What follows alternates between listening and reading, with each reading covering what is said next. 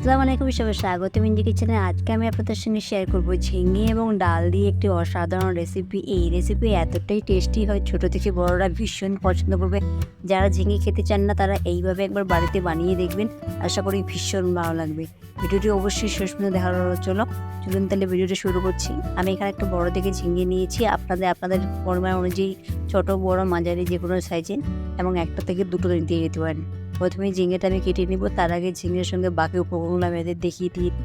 এখানে আমি দেখুন ভাঙা বুট, যেটাকে আগের দিন রাতে আমি ভিজিয়ে রেখেছিলাম। আপনারা যদি রান্না 10 মিনিট আগে ভেজে রাখলেও হবে। দুটো আলু, একটা মাঝারি সাইজের পেঁয়াজ, আমি একটা টমেটো নিয়েছি। টমেটোর পরিমাণ আপনারা আপনাদের ইচ্ছে মতো দিতে পারেন, ছোটো বড়ো মাঝারি। চলুন তাহলে প্রথমে ঝিঙেটা কেটে নিয়ে নিই। ঝিঙেটা আমি এখানে মাঝারি সাইজে কেটে নেব, খুব বড় করবো না এবং খুব ছোটো না, গোল গোল করে মাঝারি সাইজে কেটে নিয়ে নিব। কেটে নেওয়ার পর খড় ছাড়িয়ে নেব। আপনারা চাইলে আগে খড় ছাড়িয়ে নিয়ে নিতে পারেন, তবে কেটে নেওয়ার পর খড় ছাড়ালে তাহলে কী হয়, যে ঝিঙেটা পুরো একই রকম থাকে, ভেঙে যায় না। এই যে দেখবেন, আমি কেটে নেওয়ার পরে খোসাগুলো ছাড়িয়ে নেব, তাহলে খুব সুবিধা হয় এবং খুব তাড়াতাড়িও হয়। এইভাবেই আমি গোল গোল করে মাঝারি সাইজের সমস্ত ঝিঙেগুলো পুরো ঝিঙেটা কেটে নিয়ে নিয়েছি। এই যে দেখুন, গোল গোল করে মাঝারি সাইজের পুরো ঝিঙে কেটে ছাড়িয়ে নিয়েছি। পরিষ্কার জলে এগুলো ধুয়ে নিয়ে নেব। চলুন তাহলে। এর সঙ্গে আমি আলুটাও কেটে নিয়েছি, একটু মোটা ঝিরি সাইজের, দেখতেই পাচ্ছেন আলুগুলো ঠিক এইভাবে কেটে নিতে হবে। তার সঙ্গে আমি এখানে পেঁয়াজ এবং কাঁচা লঙ্কা আর টমেটোটাও কেটে নিয়ে রেখেছি। প্রথমে এবার আমি এখানে ডালটা পরিষ্কার জলে ধুয়ে নিয়েছি। এটা ভাঙা বুট আমি আগেও বলে দিয়েছি। প্রথমে কড়াতে তেল দিয়ে দিব, তেল দিয়ে ঝিঙেটা ভেজে নিব। খুব বেশি ভাজবো না, হালকা থেকে মিডিয়াম ভেজে নিয়ে নিব। ঝিঙেটা প্রথমে দিয়ে দিলাম, দিয়ে একটু হালকা করে নাড়িয়ে নেব। নাড়িয়ে দেওয়ার পর সেখানে দিয়ে দেবো স্বাদ অনুযায়ী লবণ। লবণের পরিমাণটা খুব বেশি দিবেন না, এবং দিয়ে দেবো একটু হলুদ গুঁড়ো। দিয়ে মিডিয়াম থেকে লো আছে ঝিঙেটা 1 থেকে 1.5 মিনিট মতো ভেজে নিয়ে নেব। খুব বেশি ভাজবেন না, নাহলে ঝিঙেটা পুরো এখানেই সিদ্ধ হয়ে যাবে, তখন পরে রান্নার সময় ঝিঙেগুলো ভেঙে যেতে পারে। এই যে দেখুন, কিছুক্ষণের মধ্যে ঝিঙের কালার চেঞ্জ হয়ে গেছে। এরকম আরেকটু 10 সেকেন্ডের মতো ভেজে নিয়ে নিচ্ছি। এই যে আমার ঝিঙে ভেজে নেওয়া হয়ে গেছে, দেখুন কালারটা অনেকটাই চেঞ্জ হয়ে গেছে। এবার এগুলো আমি তুলে নিয়ে নেব। কড়াতে আমি আবার তেল দিয়ে পেঁয়াজ কুচি দিয়ে দিয়েছি। পেঁয়াজ কুচিগুলো একটু হালকা প্রথমে নাড়িয়ে নিয়ে নিচ্ছি। এবার সেখানে দিয়ে দেবো কেটে রাখা আলুগুলো। আলু এবং পেঁয়াজের প্রথমে আমাকে এখানে কষিয়ে নিয়ে নেব।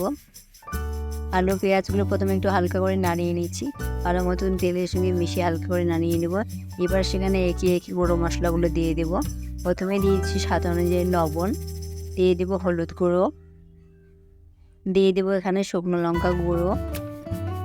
ঝালের পরিমাণটা আপনারা আমাদের ইচ্ছে মতো দিয়ে দিবেন, এবং দিয়ে দেবো এখানে আদা রসুনের পেস্ট, আর দিয়ে দেবো জিরে গুঁড়ো।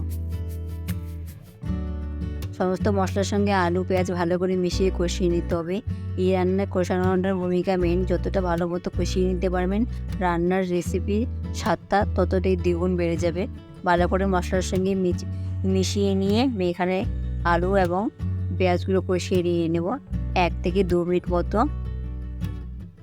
এবার আলু পেঁয়াজের উপর আমি সেখানে কাঁচা লঙ্কাগুলো দিয়ে দিলাম। আগে বলেছি ঝালের পরিমাণটা আপনার ইচ্ছে মতো দিয়ে দেবেন। গ্যাসের ফ্লেমটা মিডিয়াম রেখে আলু এবং পেঁয়াজগুলো মশলার সঙ্গে ভালো মতো মিশিয়ে কষিয়ে নিয়ে নিচ্ছি। কিছুক্ষণের মধ্যেই দেখবো আলু পেঁয়াজ থেকে তেল ছাড়তে শুরু করে দিয়েছি। ওই পর্যায়ে বুঝবেন যে আপনার কষানো হয়ে গেছে। ভালো মতো কন্টিনিউ নেড়ে আলু পেঁয়াজগুলো কষিয়ে নিয়ে নিচ্ছি। আলু পেঁয়াজ থেকে তেল ছাড়তে অনেকটা শুরু করে দিয়েছি। এই পর্যায়ে ডালগুলো দিয়ে দেবো। ডালগুলো দিয়ে ভালো করে সমস্ত উপকরণ একসঙ্গে মিশিয়ে আবারও কষিয়ে নিয়ে নেব। প্রথমে আমি 1 মিনিট ডালের সঙ্গে আলু পেঁয়াজগুলো কষিয়ে নিয়ে নিচ্ছি। 1 মিনিট কষানো হয়ে গেলে সেখানে আমি জল দিয়ে দিব সেদ্ধর জন্য। কষাতে কষাতে দেখবেন অনেকটাই সেদ্ধ হয়ে গেছে। বাকি সেদ্ধটাই জল দেওয়ার ফলে বাকি সেদ্ধটা হয়ে যাবে। এই যে দেখুন, জল দিয়ে প্রথমে একটু মিশিয়ে নিলাম, এবং পরিমাণ অনুযায়ী এবার জল দিয়ে ঢাকনা দিয়ে এটা আমি সেদ্ধ করতে দিয়ে দেবো।